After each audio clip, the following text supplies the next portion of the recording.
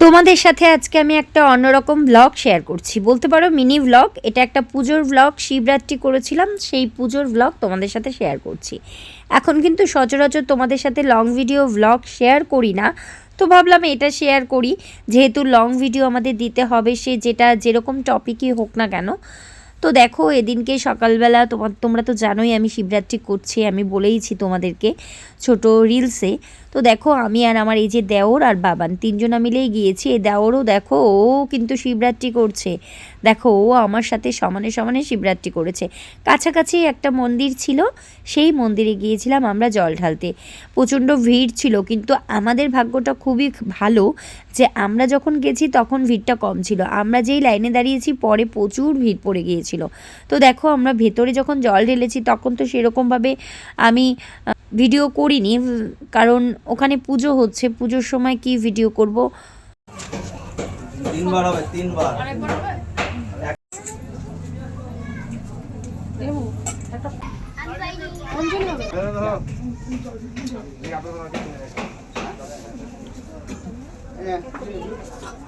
তুমি তিনবার মনে মনে বাবার নাম করে দিয়ে দাও, ওটাই অন্তত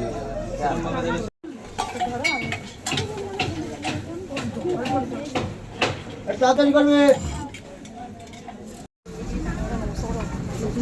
তো দেখো খুবই মনোযোগ সহকারে পুজোটা দিলাম। ভেতরে ভেতরে ভিড় ছিল, খুব চাপাচাপি ছিল, তবুও যাই হোক মনোযোগ সহকারে পুজোটা দিতে পেরেছি, সেটাই অনেক। আর বাইরে ছিল ধূপকাঠি মোমবাতি এগুলো লাগানোর ব্যবস্থা, তো আমি লাগিয়েছি, ওখানে পুজো দিয়েছি, তারপর ভাইও দিচ্ছে। তো দেখো মন্দিরটা খুব সুন্দর, কিন্তু এখানকার মন্দিরের শিব বাবাটা খুব জাগ্রত। এখানে চৈত্র মাসে প্রচণ্ড বড় অনুষ্ঠান হয়, আর আজকেও রাত্রে অনুষ্ঠান রয়েছে, বাউল রয়েছে এখানে আশেপাশে আর কি, প্যান্ডেল করছে। তো দেখো বাবান দূরে দাঁড়িয়ে রয়েছে, বাবানও মন্দিরের ভেতরে গিয়েছিল আমার সাথে, ও একটু পুজোর ওখানে গিয়েছিল, গিয়ে আর কি তাড়াতাড়ি বেরিয়ে এসেছে। বাচ্চা মানুষ দুষ্টুমি করছে, ভিড় অতটা পছন্দ করে না। আমাদের পুজো প্রায় কমপ্লিট হয়ে গেছে, আমরা এখনই চলে যাব, বেরিয়ে যাব। তো দেখো বাড়িতে আমরা চলে এসেছি, আজকে এই খাবারটাই আমি আর আমার ভাই খেয়েছি। তো দেখো আমি একবারই নিয়েছি সাবুটা, আর রাত্রেবেলা একটু ফল নিয়েছিলাম। তারপর ঘরে আরও দুপহর ঢেলেছিলাম আর ফটোও তুলেছিলাম। তো আমার এই ছোট মিনি ব্লগটা এখানেই শেষ করছি।